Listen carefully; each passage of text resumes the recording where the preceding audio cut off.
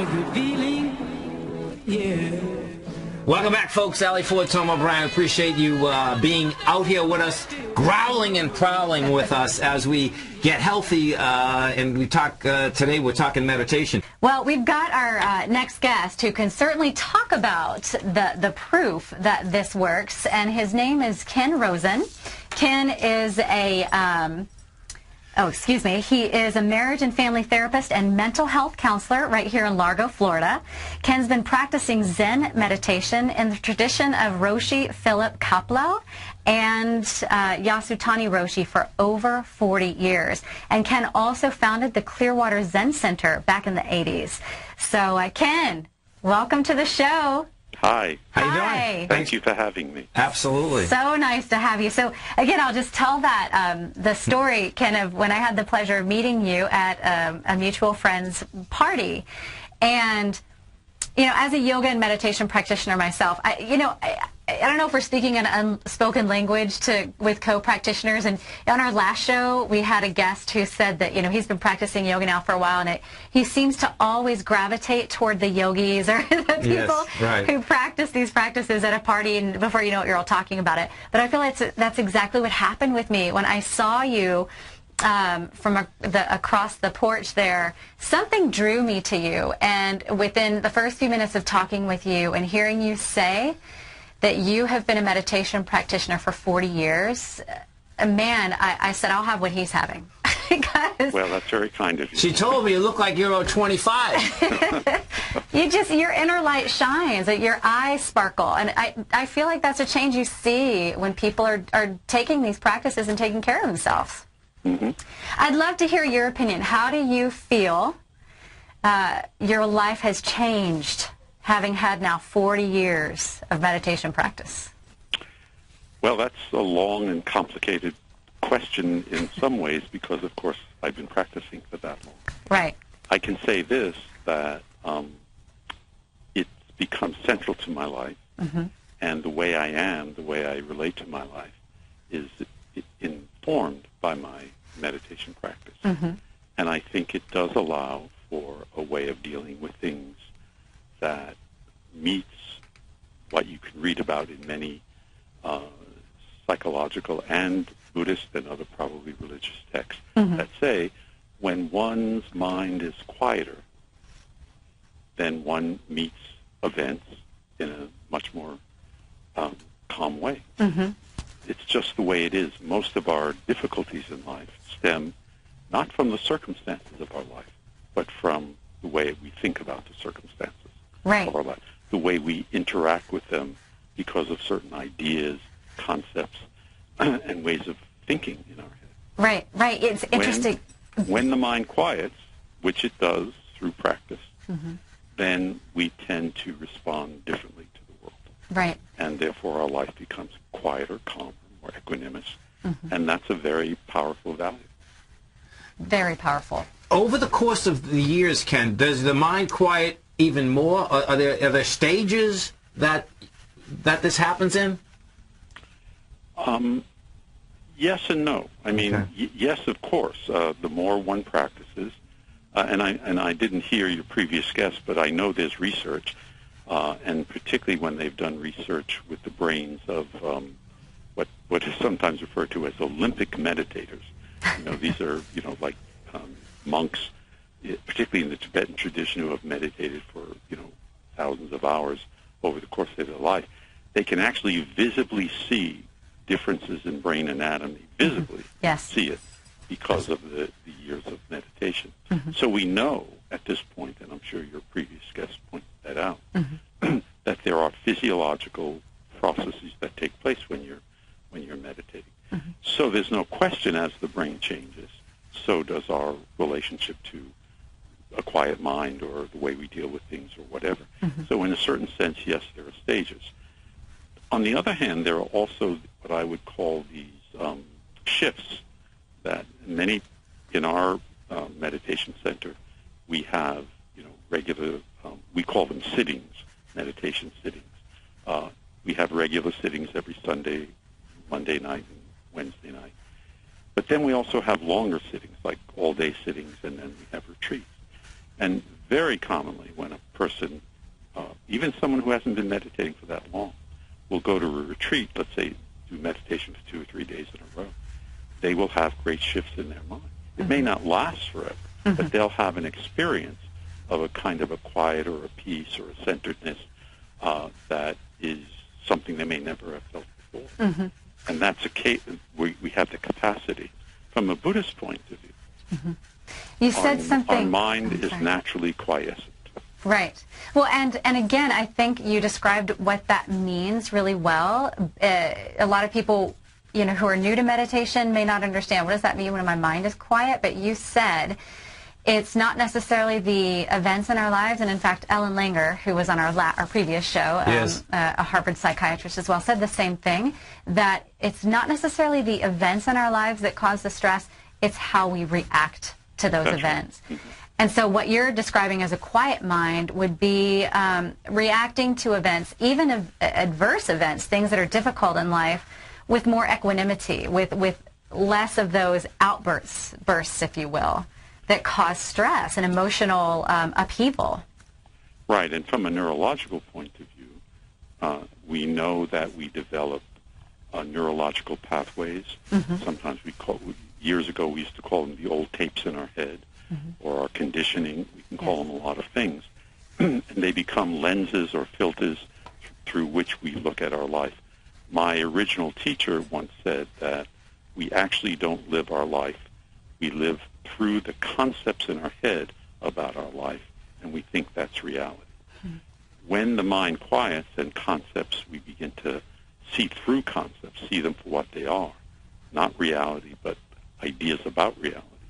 And we begin to more directly experience our life in the way a child does, but with the consciousness of an adult.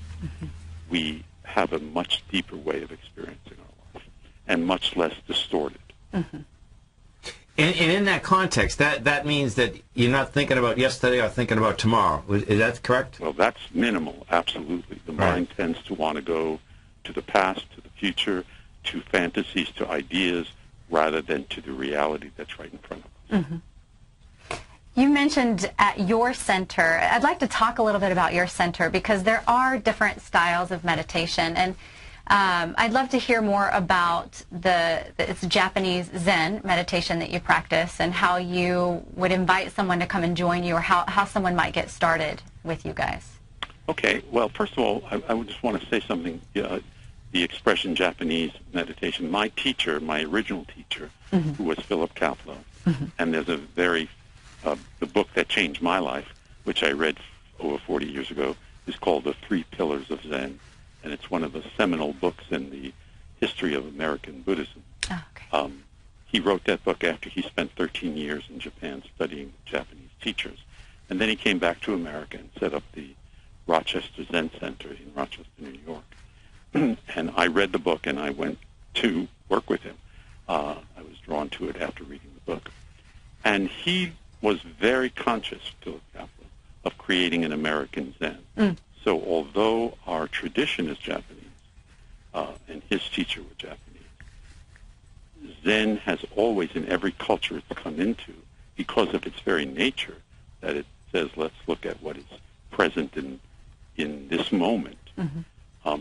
Every culture is somewhat different, so Zen has always adapted to the culture without losing its essential qualities. That's pretty cool. I think that's important. That's too. really being here now. Yeah. That's right. Well, I think That's to right. maintain its survival, it is helpful for it to adapt to the changing times, if you will, so people can relate to it. So That's right. It's good. And we carry that tradition, so our center is a very American place. I mean, some of us sometimes wear meditation robes because they're comfortable to sit in, but people sit in jeans and they sit in shorts and they do whatever. We're very equanimous. That word is drifting from my mind. Ecumenical is the word. People can come and meditate with us or sit with us, even if they don't want to practice Zen. We have a place that's a very lovely place, very quiet. We've been sitting there for 4 years. Okay.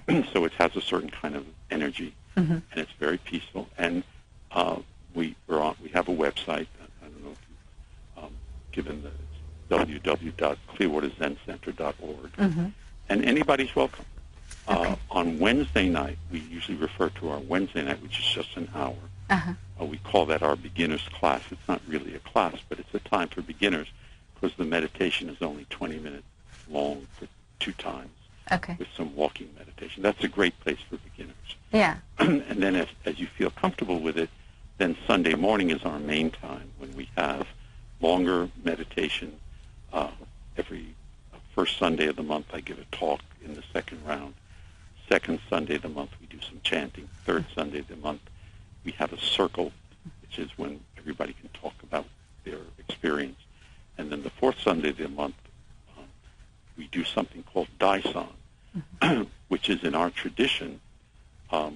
People have the ability to meet with someone who's more advanced and talk about their practice. So every fourth Sunday, and I've been given permission by our teacher to do this, people can come and meet with me alone in a room and talk about problems with their practice, questions about their practice. So that's a very important part of our Yeah, it's very helpful. And if I could just interject there, Ken, and say for those listeners who are interested in starting meditation, the fact that you have a beginner's class on Wednesdays and a focused place to sit with a group is so supportive and helpful, and the fact that you offer walking meditation, because I will say in my experience, beginners have some difficulty. It can be difficult for a beginner to sit still for even 5 minutes, much less 20.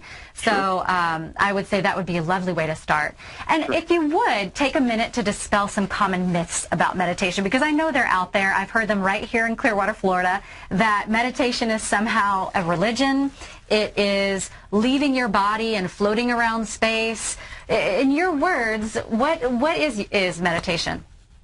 Well, meditation is nothing more than being present with our full body and mind in this moment, whatever this moment is. If I'm washing the dishes, I'm fully present with washing the dishes. There's a famous statement in Zen that says, when eating, just eat. When sleeping, just sleep. Right. The just means with your mind present with what you're doing. So meditation is nothing more or less than being present in this moment in an absolute, complete way. Now, that's hard to do because of the bad habits of our thinking mind. So when we do what we might call formal meditation, we're learning to train our mind to do that. And we have various practices that are given. So beginners may do something called counting the breaths. There are other forms in our tradition. We do koan work. We do something called more advanced called shikantaza, which is a Japanese word meaning just sitting. But all of those are done in stages. And again, the value of having people you can work with who can help you along that path. That's what we do. We support people. By the way, in terms of sitting, we have in our zendo, in our meditation hall, we have chairs, we have kneeling benches, we have cushions, we have all of that. So not everybody sits on the ground. Right. Because not everybody can do that. Yeah, I think that's also a really important point. I think a lot of people may be fearful of meditation because they think that they're going to have to sit cross-legged for hours on the floor when you can do it sitting in a chair. So that's very good to know. Absolutely. And the greatest misconception that I hear when I meet with people one-on-one and talk to them, very often a person will say to me, I've tried meditation before. I can't meditate because I can't stop my mind or I can't quiet my mind. And I always say, of course not. Of course not, because your mind is trained to think, and thinking has value. We have to be able to think. What we do in having a practice, what it means to have a practice is I focus my mind on the thing I choose to focus it on, let's say my breath or my koan or my other practices, and I leave my mind alone. We're not going to get into a direct battle with stopping our thinking. You get into a fight with your mind will win every time. The mind will win every time. That's a fact. Yeah, no doubt. We've been practicing thinking since we came out of the womb and everybody starts talking to us. We begin to practice thinking. But we have this capacity to be present, awake, and aware without the mind being active. And experience that naturally at different times. But we can train ourselves to do it more. Right. Well, and I think that's when it really is so valuable to have a knowledgeable teacher such as yourself to, help one along the path, especially as these questions arise. We have a caller, actually, Ken, on the phone, on the line. Ronnie from Palm Harbor with questions about meditation. Ronnie, are you there? I am. Hi, Allie. Hi, Ronnie. How are you? I'm good. Thank you. I'm enjoying the show. I'm so glad. Thanks for calling. Yeah.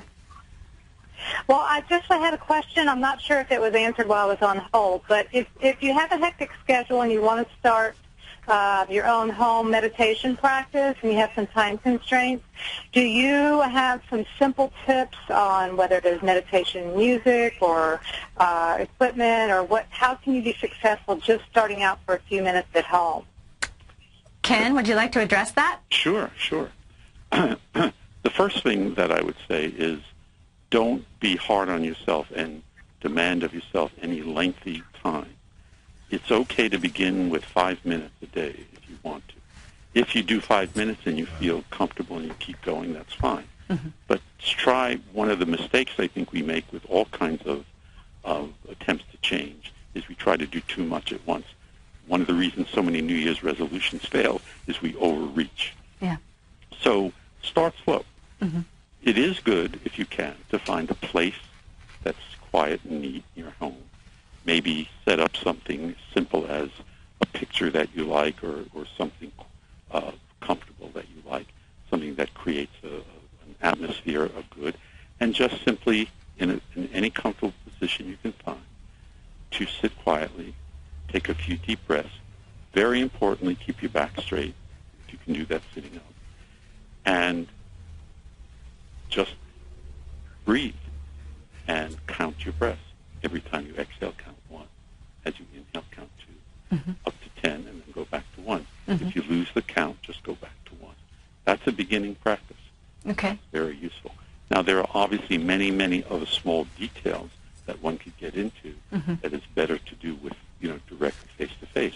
But anybody can start that way, and many, many people do. One of the surprises, one of the surprises to me has been how often people will come to our center and say they've been meditating on their own for 10 years. Never with a teacher, never with a group. They just did it naturally.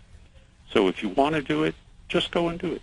Don't worry about the techniques. Don't worry about time. Just give yourself permission to do it and enjoy. That's right, folks. Just do it. Ken, thank you so much. Ronnie, thanks for the call. It's Clearwater Zen Center. We really appreciate it.